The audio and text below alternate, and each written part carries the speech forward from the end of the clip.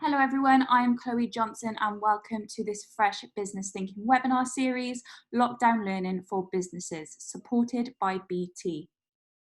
BT Skills for Tomorrow aims to empower businesses and their employees with the digital skills to help grow their business.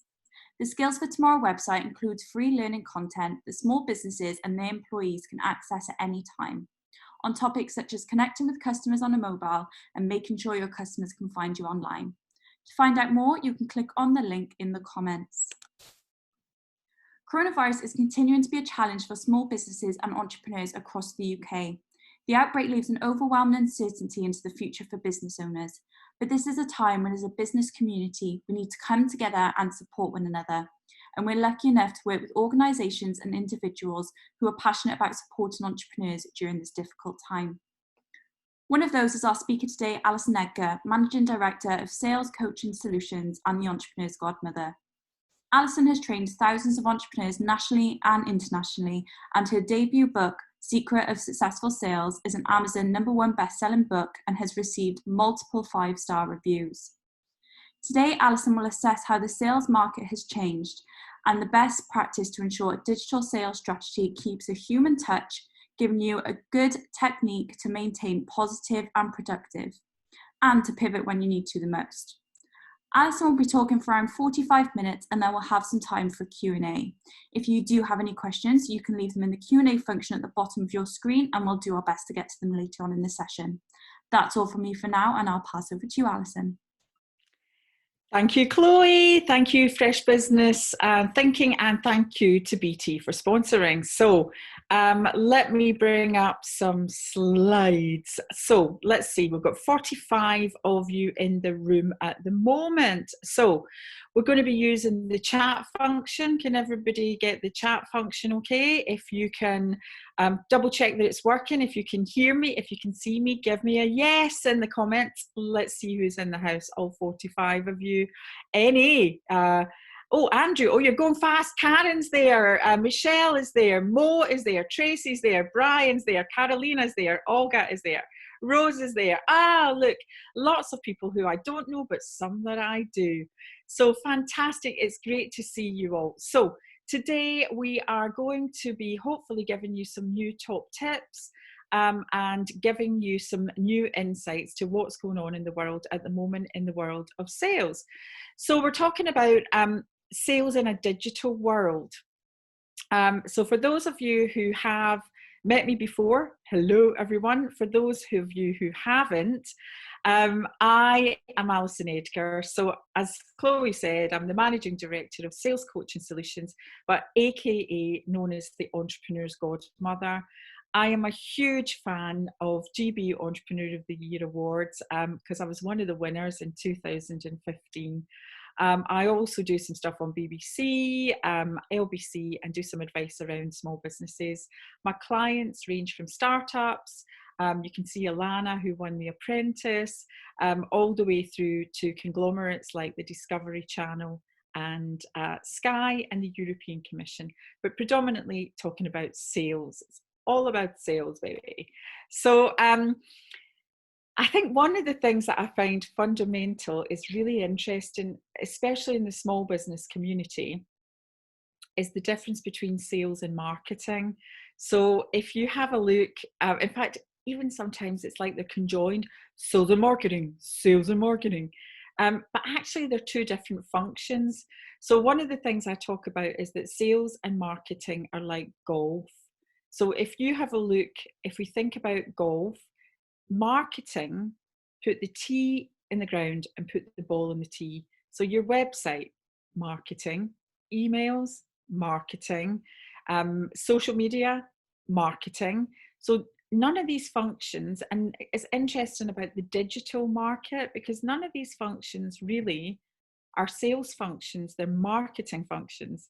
So if we then look at sales, where do we come in? So where does the human part, the human aspect, especially now when we're all obviously working from home, sales, we take it down the fairway, put it in the green and put the ball in the hole, because only when the ball goes in the hole do we make any money.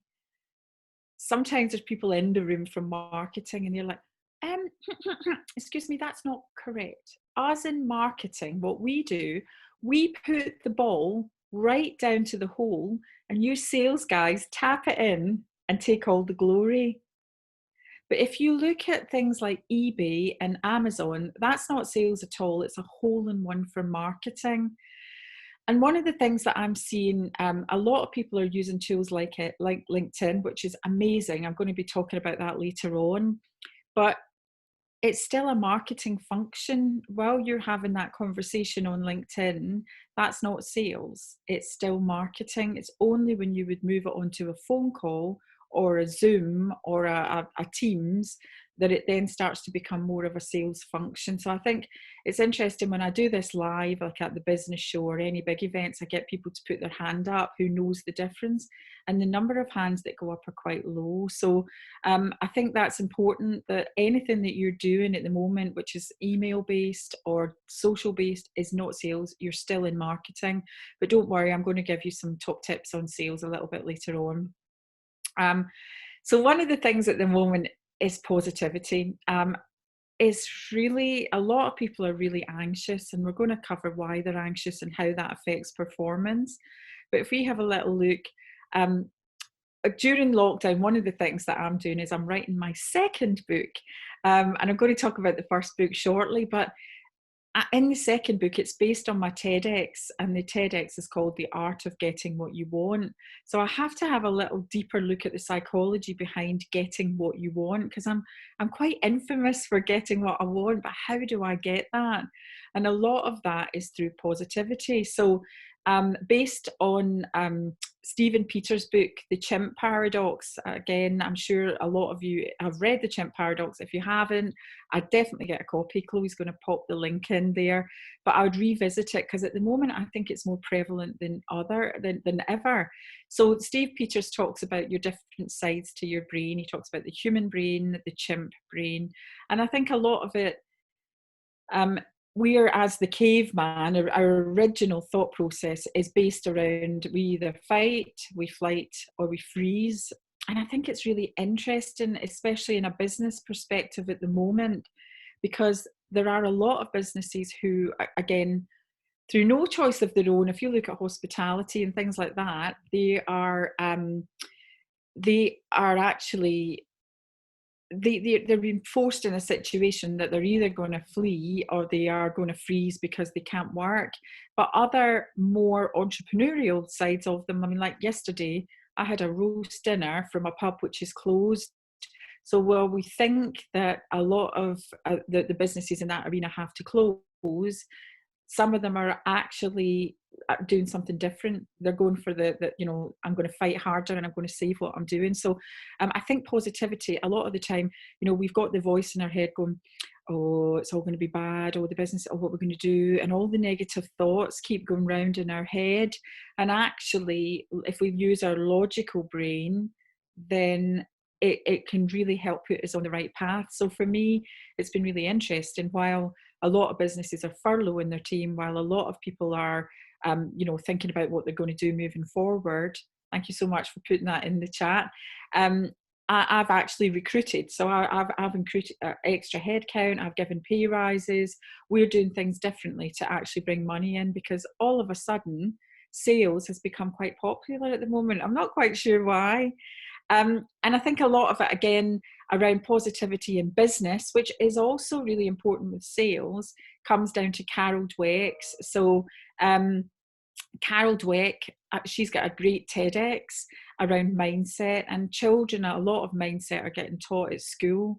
So again, if you look at it from a business perspective, like, I'm either good at this or I'm not. Oh, do you know what? This whole tech. And I think tech is a really interesting thing, because at the moment, a lot of people who were really technophobic, they were like, oh no, I couldn't do Zoom. Oh, I can't do that. Oh no, I like to do coffee. Oh, I can only do face-to-face.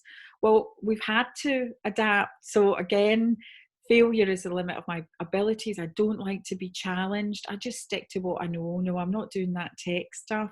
So there's been a lot of people for a long time have had quite a fixed mindset. And I also think in business, because sales again, it's really interesting because it's one of those things I think people think are a necessary evil. A lot of people don't like sales, and it comes to the fact that people see it as being like the, you know, the second-hand car sales, you know, the sharp suits, all a wee bit ropey. And now, you know, they've spent their time relying on their marketing, or, oh, I got all my work by recommendation. Oh, I don't have to sell. That's, oh, no, people come to me. Well, the world is not the same as it was. And unless you look for new proactive ways, I think that it's, you know, you may struggle going forward. Whereas with a growth mindset, I can learn to do anything I want. So people who have been hiding behind order taking, that haven't been proactive, now during lockdown, or, you know, furlough, or, you know, this time is a great time to learn new skills. And it's okay, because you're not going to get it right every time. It's interesting that people, again, they're too scared to try in case it goes wrong. I mean, one of the things with GB Entrepreneur of the Year and Entrepreneur, and the stuff that Fresh Business do, is it's kind of filled with a lot of growth mindset. So if you are part of their community, I'm sure this is no surprise to you, but there may be people external who have come through the links or hadn't heard of GB Entrepreneur of the Year before.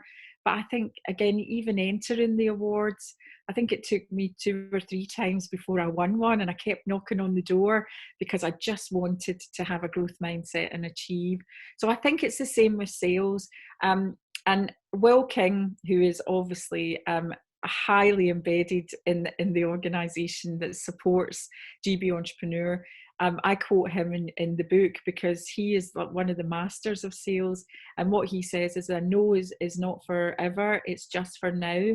And again, it shows a growth mindset. So even looking at customers now that you haven't been able to, you know, maybe do any business with because you haven't been able to get a hold of them, now tends to be a really good time because everybody's pretty much working from home.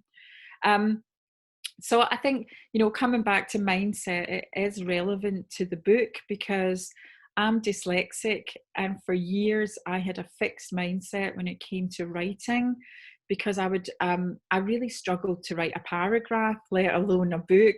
And my team would come in and they go, I'm going to write a blog today, Alison, because I think it's a really good topic. And I go, that's right, girls or guys, you write, because I'm dyslexic, I can't write.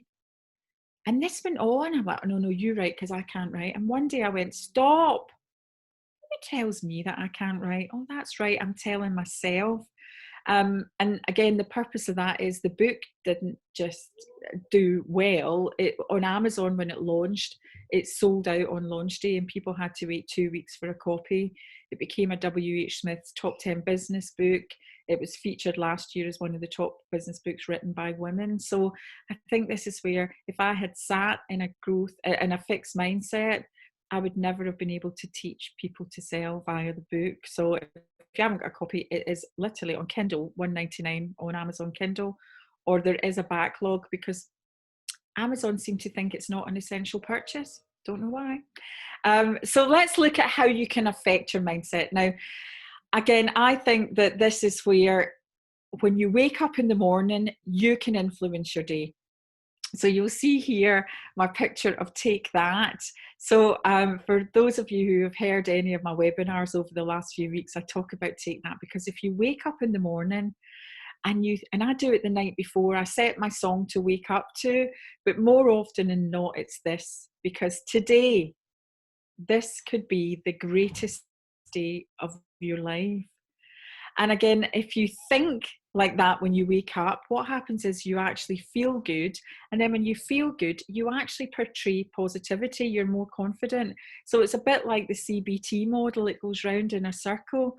And, you know, during lockdown, there's somebody in the UK, I don't know if you know him, I don't know him, or he or she, but they've won £58 million in the Euro Millions, or 58 million euro.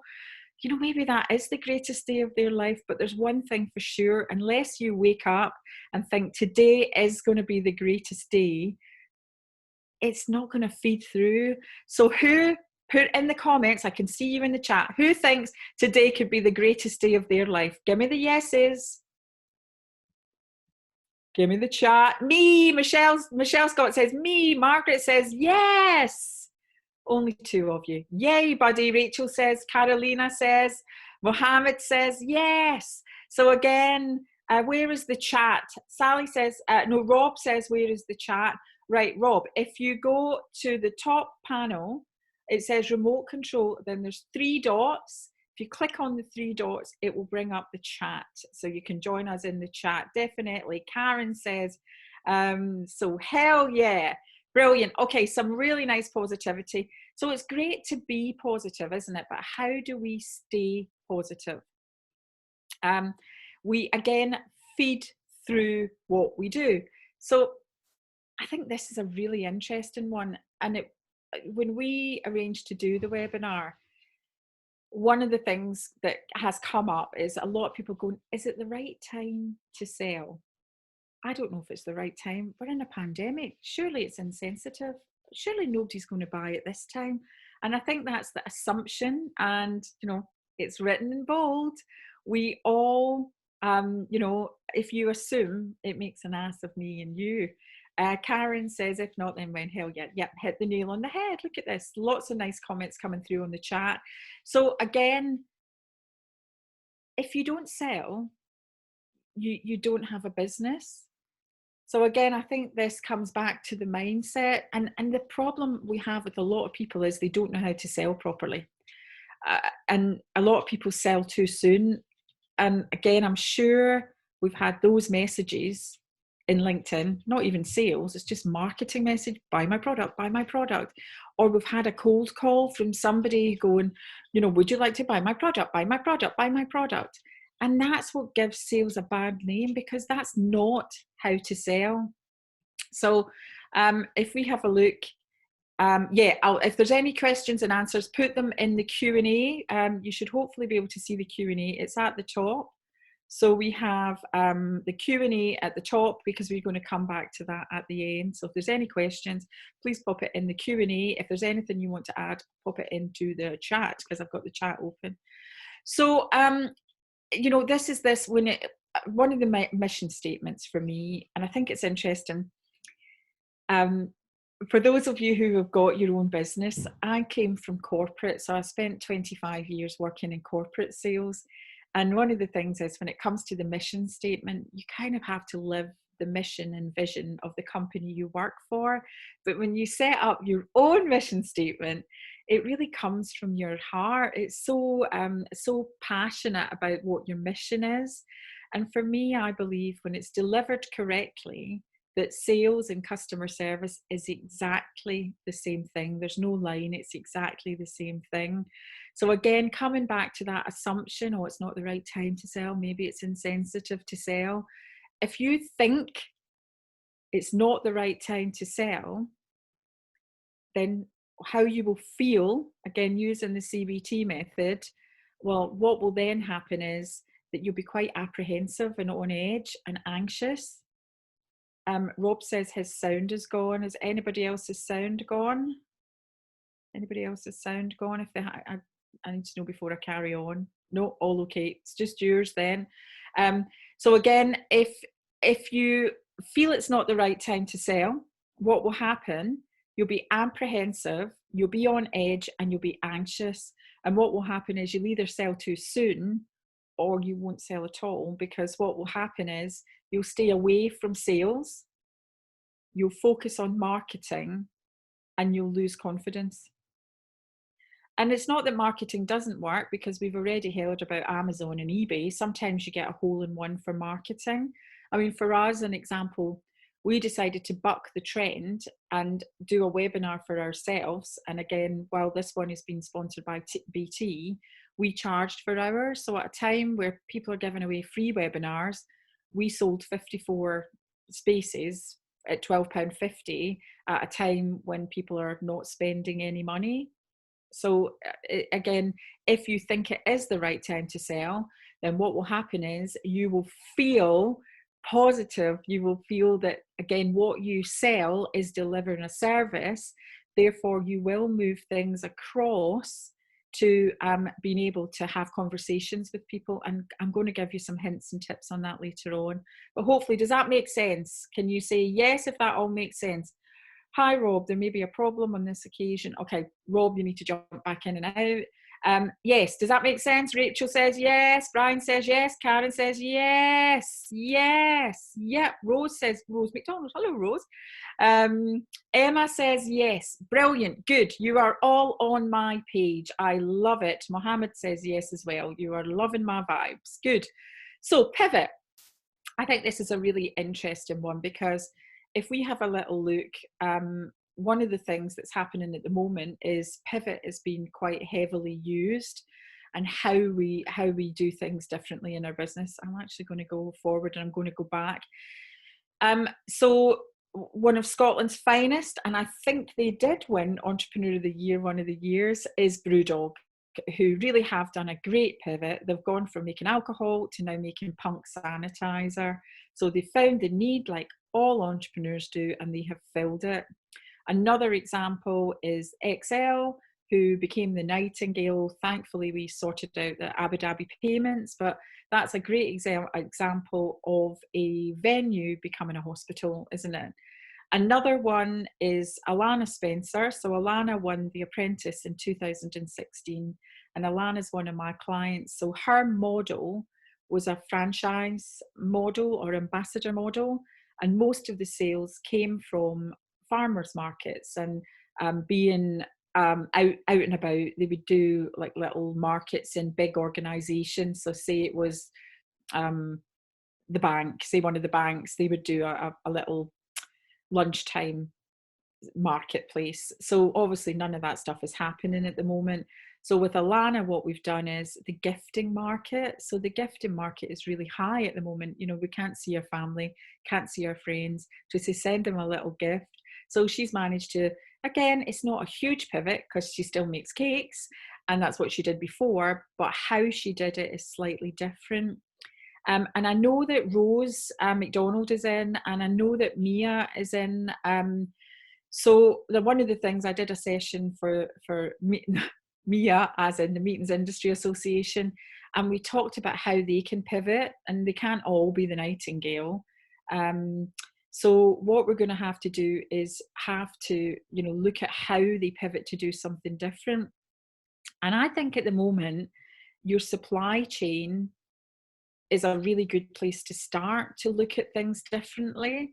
So for example, I'm in the supply chain for some speaker agents, or, you know, I mentioned that I'm a speaker at large organizations. And what I've done is I've gifted a little bit of time, like I've done today, for them, so that to educate their people, but also when they need a speaker for the next event, then fingers crossed I'll be at the top of the list that they'll call on me. So again, look at your supply chain. Is there something that you can do with your supply chain to keep your warm, to keep your clients warm? The answer may be yes, or it may be no, but without even having to think about it, it is a slight pivot that you can use. So coming back to the business 101 from sales, I mean, this is really interesting because I'm sure a lot of you watching will watch Dragon's Den. And one of my favourite bits on Dragon's Den is when they don't know the numbers. I kind of love that bit, because you're going shouting at the telly, they don't know their margins, they don't know. And I think, you know, the business 101 isn't really rocket science. You know, there's lots of facets and sides and all the rest, but the actual theory behind it is a bit like a diet. So how do you lose weight? You exercise more and you eat less. How do you run a profitable business? You sell more and you spend less. So the problem you've got is a lot of people who have relied on their marketing are not generating on the top line.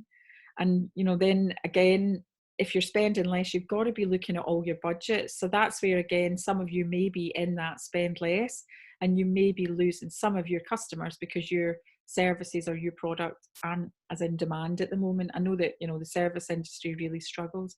Touch wood, because of the sell more, the sales industry is actually quite buoyant.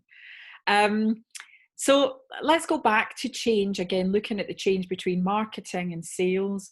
There is a thing, usually what I do if I'm doing this on a live course, because I struggle to pronounce it, I'll give away a copy of the book, but I'll have a crack at it. It's metathesiophobia. Boom! That's how I pronounce it. And it's the fear of change. So just like some people have got a fear of spiders or a fear of, like, glossophobia is the fear of public speaking, some people have a fear of change. And again, I think sometimes it's ourselves that hold ourselves back. We need to do things differently now. But again, the fear of change pushes us into a growth mindset, a fixed mindset, fixed mindset. So a lot of the stuff at the moment is really looking proactively around your purpose. So your budgets, have a look at your budget as far as sales, because if you can cut your costs, you don't have to sell as much. Another thing, again, if you've got some of your team who are on furlough, they're not allowed to contact customers, but they are allowed to be doing back of house stuff. So their data, we've just done a huge data cleanse. Thank goodness, our data was a wee bit old. And what we did was we went through it and really analysed who was opening our mail shots in marketing, who was connecting with us, lots of stuff. Welcome back, Rob. Glad your sound's working. But really looking at your data, looking at the analytics of who's engaging with you and who's not. And if they're not, then sometimes it's just quite good to do a call to keep things fresh. Also, the other thing in there is your plan. You are allowed to be making a sales plan and a marketing plan. So when you are reaching out to customers from a sales perspective, what is the purpose? So many people are, they're wishy-washy in it. Are you okay? Well, yeah, I'm fine, thanks. But there's no purpose behind it. So if you believe that what you sell is a customer service, then, I've had a little look at what you're doing, and I think that maybe there's something I can do to help you to reach more people, or help you clean your data, or help you do, what's going on with you in lockdown? What are your challenges that you've been having in lockdown? So again, you're not going, buy my product, but you might be able to provide a service or a product that helps them, and then it's a match. Does that make sense? So again, we're not going out going, buy my product. We're really trying to engage with a purpose. So proactivity. I think this is another thing. A lot of people don't know how to proactively sell. And I get roped in a lot on LinkedIn. So if you've not followed me on LinkedIn, it's Alison Edgar on LinkedIn, around social selling. Is cold calling dead or alive? Social selling, how does it all fit together? It's not 1983. I don't believe that we have to phone up, can I speak to the CEO of the bank, please? Can I speak to the person that deals with your purchasing? Can I speak to the person that deals with this? I think that's lazy, because LinkedIn is the golden keys. Pretty much most people will be on LinkedIn. There's other tools out there.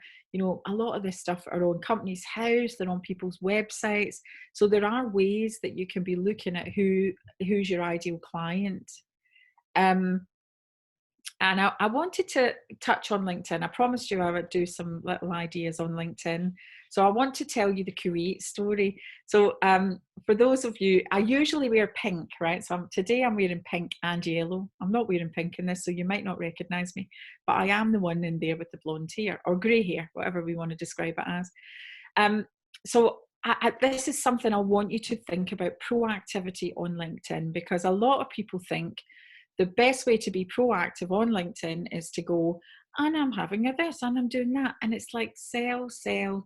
Oh, and it's dull. Like I block people who do that.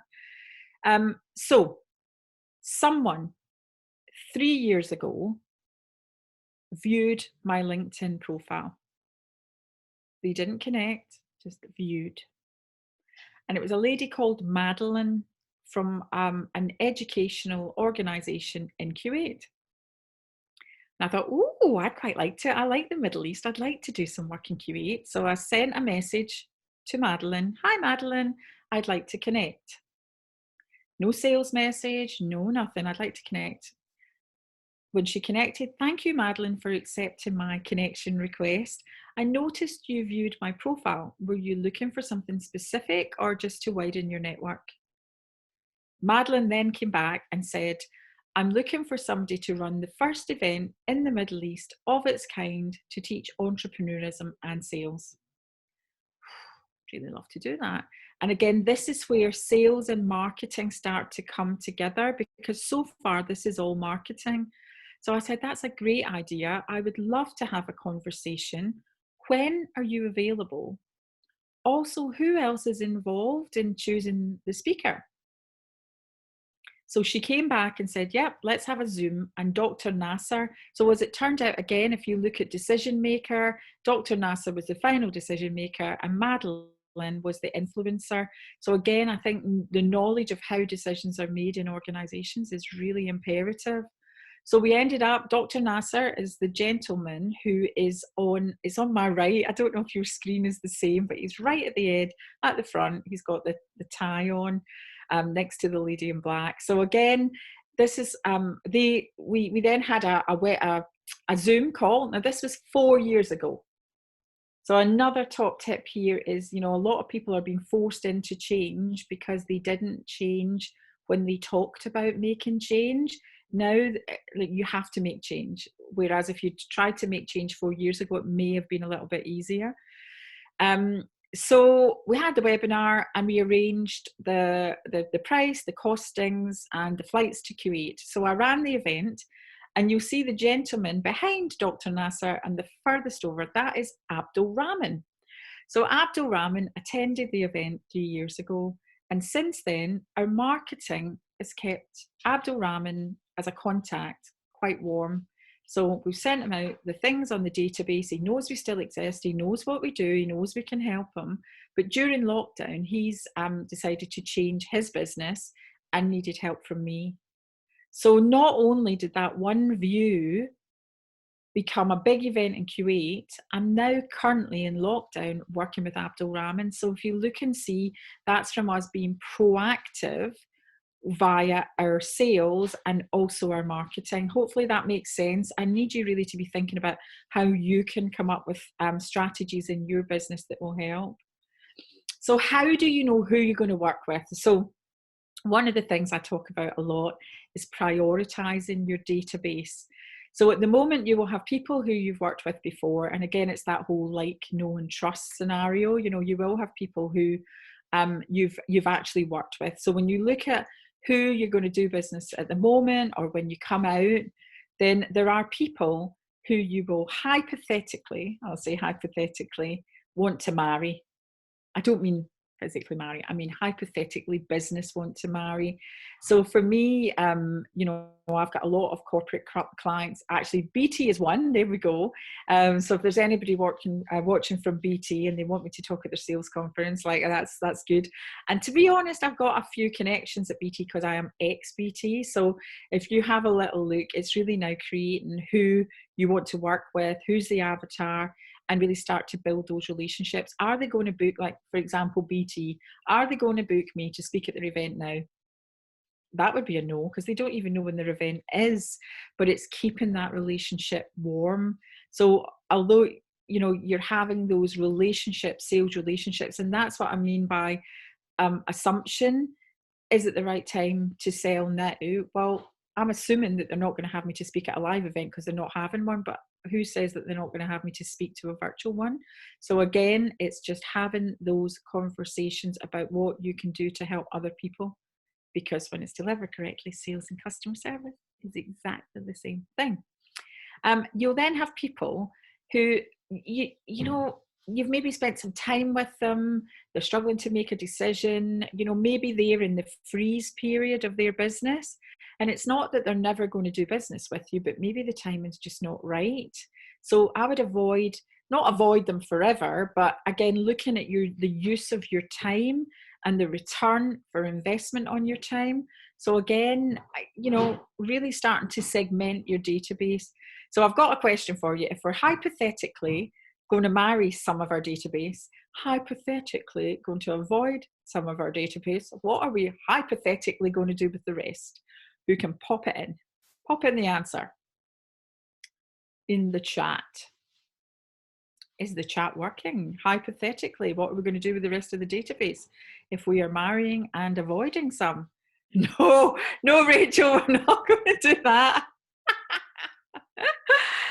Hypothetically, go on, update. Okay, build relationships. Yes, who said that? Rose McDonald. We're hypothetically going to snog, marry, avoid. Not what Rachel said. So can you see from that, because at the moment in your database or in your prospects, you don't really know whether which category they fall into. So again, I think this is where your marketing and your sales fall together.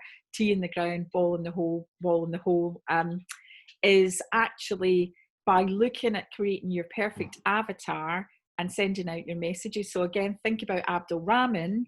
He was getting the sales message from us, but actually it took a phone call to put the ball in the hole. That's when sales and marketing work together. So hopefully that helps you cover it.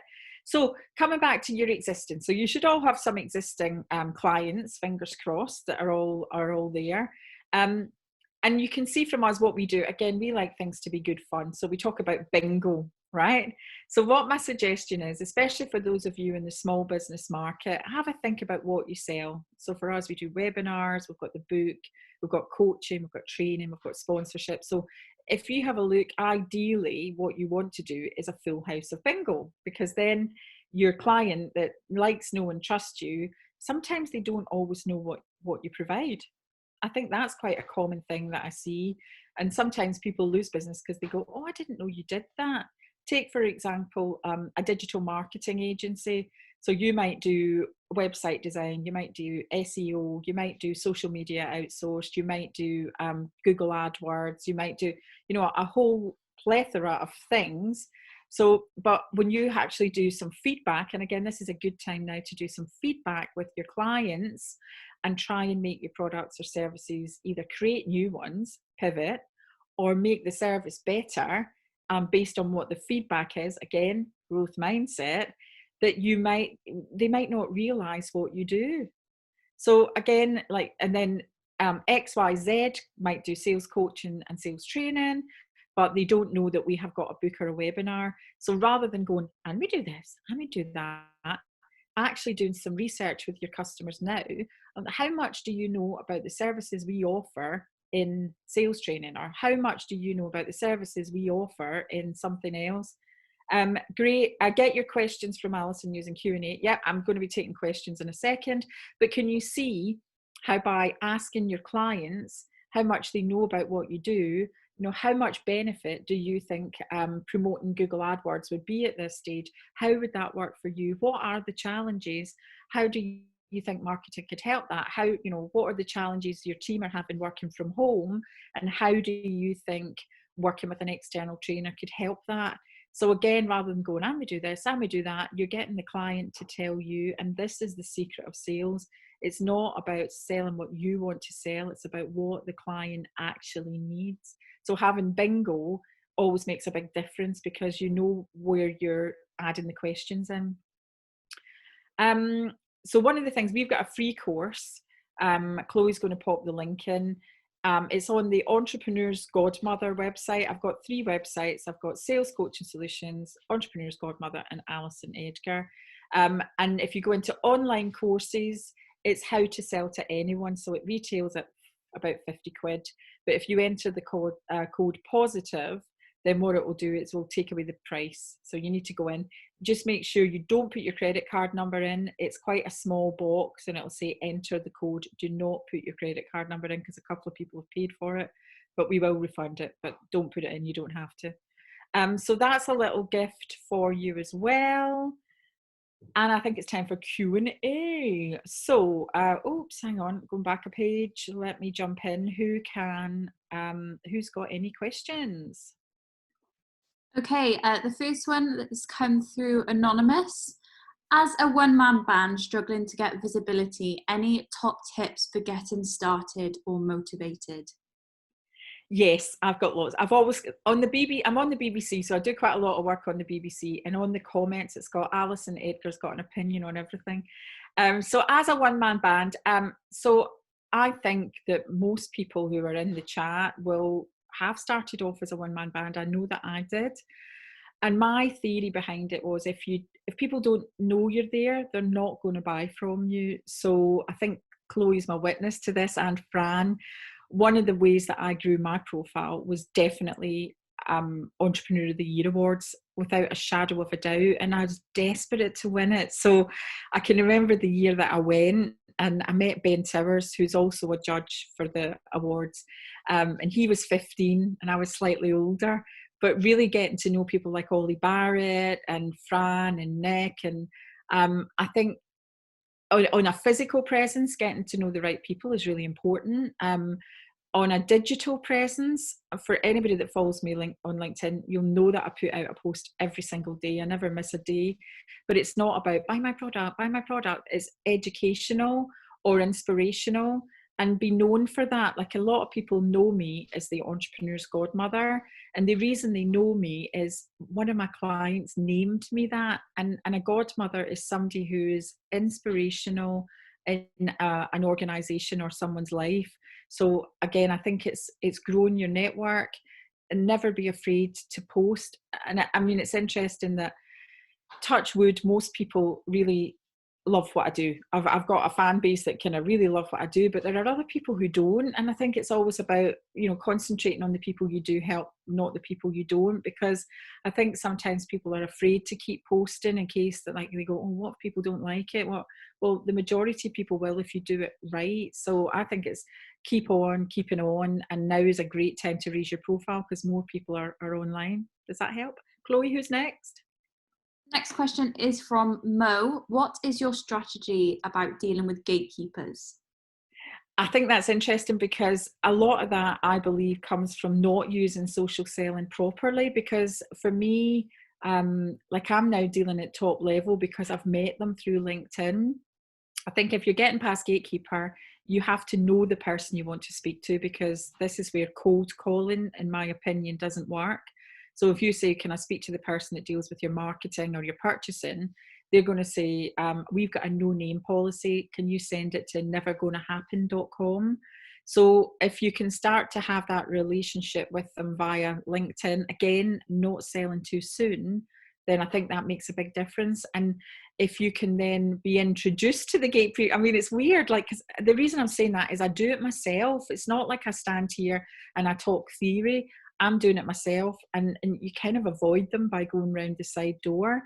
But again, getting people to introduce you in, that's where, again, if you can keep growing your profile and getting to know, you can get somebody. So if I, for example, if I wanted to meet one of the people at BT or at the people at trying to think, Starling Bank. So think about the sponsors that sponsor. I would say to Chloe, can you do me a favour? Can you introduce me to Anne or Helen at Starling, please?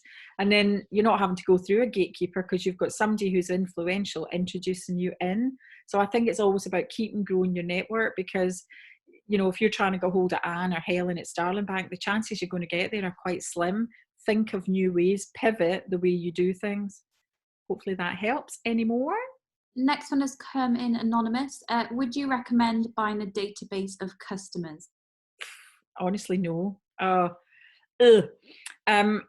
No. I think it's interesting because a lot of people think quantity over quality.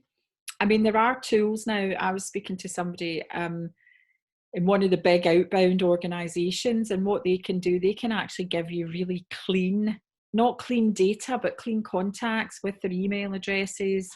And again, not high volumes. So you can, but I think depending on what it is you sell and the volume you're trying to sell to, I think most of that stuff is open source. And I think using LinkedIn, Companies House, you can actually create that yourself. We know when our data has been sold, because we get emails from people that we have no idea who they are, and we just unsubscribe straight away. Literally, I think. Sorry if there's any data houses in the room, but I think no. I think you can. It's about quality, not quantity. The next one is from Emma. How do you know when to offer free content and paid content? really interesting, Emma, because we are just about to run a webinar on that ourselves, because I did the salmon and swam upstream and charged for the webinar when everybody else is giving a webinar away free. And it's interesting because a lot of the content today, we've charged for different things in different ways, but I'm keeping the content fresh and using different content so people can't say, well, I paid for that and I didn't. There's steps, right, in the new book, right? Shh, don't tell anyone. But there's a section called Con Men and Controversy, because there's a whole gambit of people who do the whole get rich quick stuff, and it really drives me bananas. And what they do is like, come on my free thing, and do you want to earn 7 figures? I can teach you to earn 7 figures from a webinar. And what they do is they're just charging an absolute fortune in an upsell to teach you how to make 7 figures from a webinar. So I think it's important you know what you want from the outcome to be. But I do believe, for me, again, the reason I'm doing this and you're not paying for it is obviously BT are sponsoring it with the organisers. I'm donating my time because I love the organisers and I love being part of that group. But also because it is sponsored by BT, if somebody from BT is watching, they want a speaker. So again, I think you've got to know when is the right time. And also, this is another interesting thing, coming back to the database question. So we've got quite a big database. I've also got almost 20,000 connections on LinkedIn. So the reason that we did our pricing at £12.50 was we would have a high volume, low cost.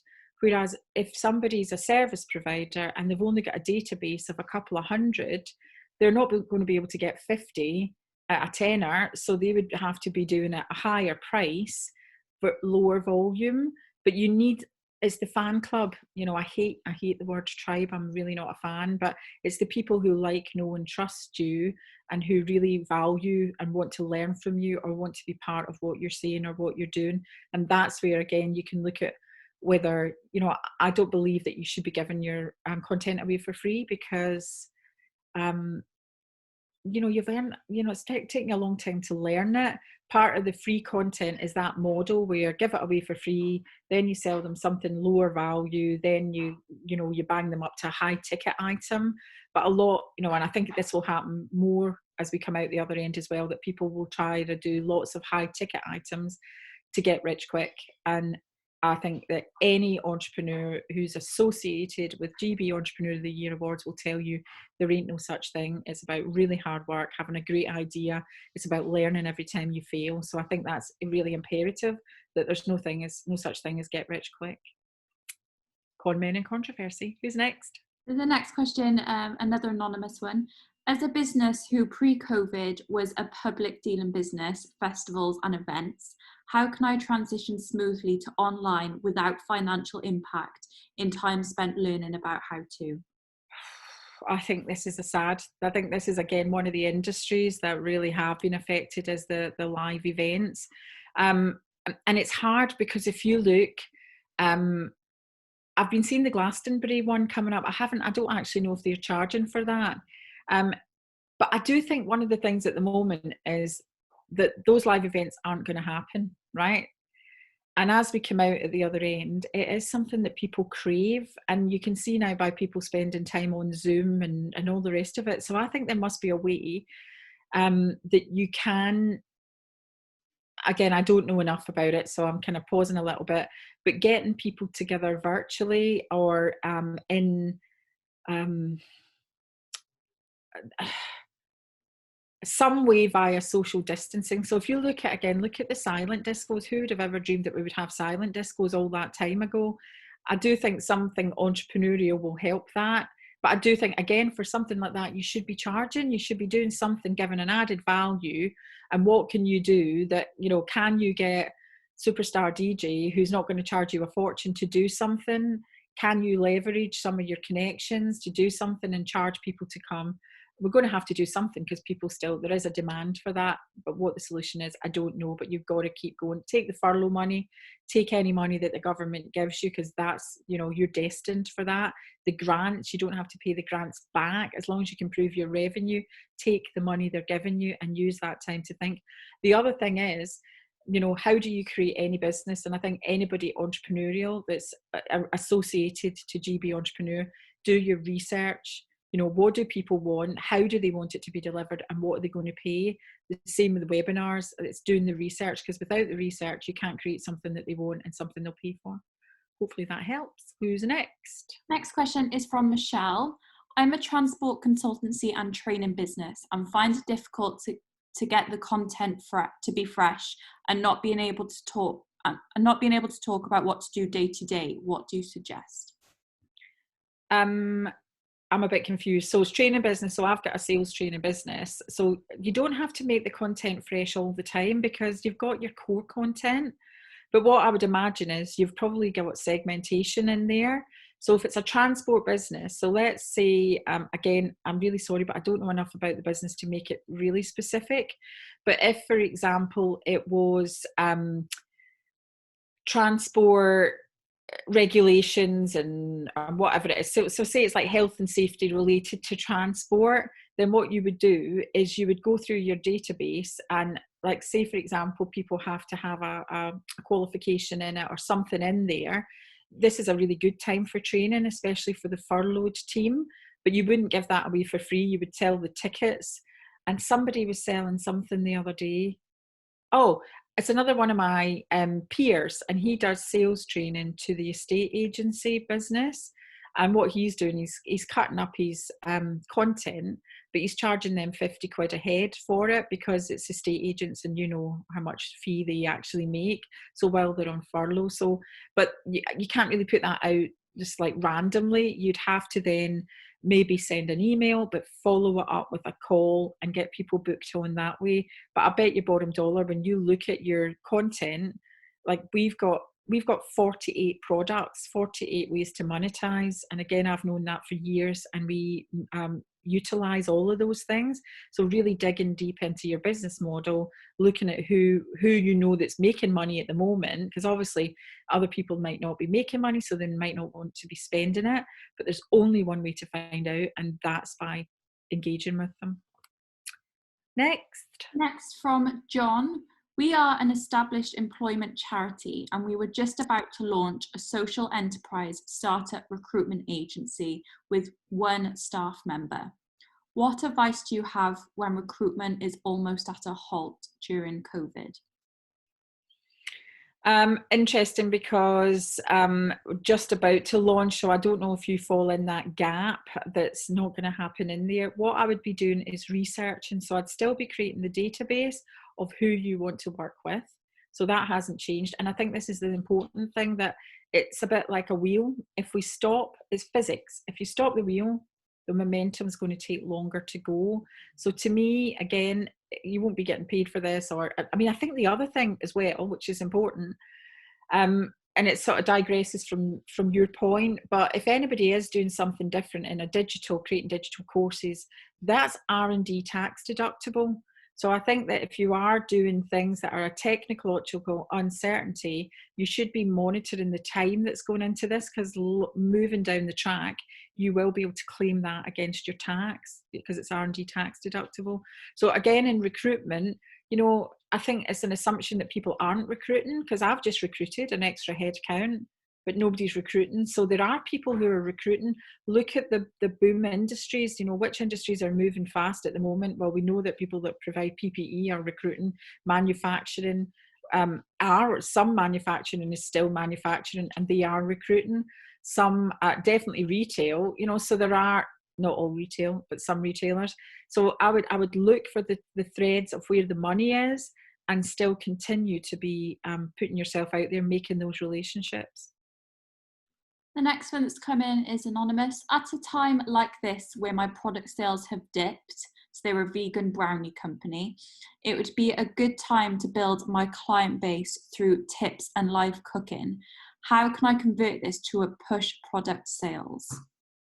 So you have to get them in your base. And I said this to somebody the other day, and I got a wee message afterwards to say, you've got to make sure you're GDPR compliant. So I think one of the things with that is, again, a wee bit like Alana did, running competitions, some things for the NHS. But I think like veganism is obviously becoming more mainstream, but look at other groups of vegans, there'll be Facebook groups. Again, do your research in there, or whoever the group owner is, say, look, I'd like to add some value to your group by doing live demonstrations. So that's, again, the other thing is, looking what I'm doing, there's 50 odd of you in the room, there's about 100 and odd registered who'll get a copy of this. So I'm not proactively selling what I do, but if anybody needs sales training, then they'll come to me. You're not proactively pushing yourself as a push-pull marketing strategy. But if they like vegan, they see you cooking, actually they might be like, oh, can you give me a link to your website? So again, from there, the other thing you can do, again, is run competitions on it. Instagram, again, but these are all marketing strategies rather than sales. A sales strategy would be to look at an online health food store. So say you're in London, for example, there must be a few of those like health food stores that specialize in veganism. And what you want to do is get them to use wholesale your products to them. So your margin will be smaller, but you'll still be getting your brand out there. The ultimate was obviously hanging out with the Bosch boys, getting them, really starting to try and make relationships with influencers in the vegan space, if that makes sense. Does that help? Hopefully. I think we've got time for one more. I had a friend inquire about working with us, but I wasn't able to convert her into a sale. She's taken part in the free content that we're providing, and will drop me a line here and there to ask a quick question. What would you do with her? I mean, that's interesting, because I think that's where, when it comes to the free stuff, do you know what I mean? So I think that, I don't know how you're communicating with your friend, this person. If you're doing it by email, stop it. If you're doing it by messenger, stop it. It's a phone call. So what you can say is like, what I wanted to do is find out, what you thought, why you thought that, and what you were looking to do moving forward, how can we work together? Because ultimately you're running a business, you're not running a charity. So I think it's just really important that you have that conversation. And then it's interesting, and I think that's probably quite a good way to finish up, because it's like Kenny Rogers, right? It's like the gambler. You got to know when to hold in, know when to fold in, know when to walk away, and know when to run. So if she's not looking to spend any money at this time, don't just keep giving free stuff. Just find out when she is looking to invest her money to work with you, because otherwise you can just end up giving away all your stuff for free and then they won't want to buy it. So I think that's important. Think like Kenny Rogers. Alison, thank you so much for taking the time to join us on this webinar. I'm sure our audience would agree that was a great session. If there is anything you'd like to catch up on from today's session, we'll be sending out a replay of the webinar coming shortly. I have added Alison's website into the comments, so if you do have any questions or would like to get in touch with her, you can do that at alisonedgar.com. Our next webinar in the Lockdown Learning for Business webinar series takes place on Wednesday the 6th of May at 2 o'clock, and will be joined by Russell Dalglish as he shares his thoughts on entrepreneurialism must develop, where the most likely opportunities are, and how you can get in the right mindset for the chances of success. If you haven't already, you can register for this webinar at www.freshbusinessthinking.haysummit.com, or you can click on the link in the comments. Thank you very much for joining us today, and thank you again to you, Alison. You're very welcome. My pleasure. Thank you, everybody. And if you get any questions, just drop it at alison@alisonedgar.com. Thank you, everyone.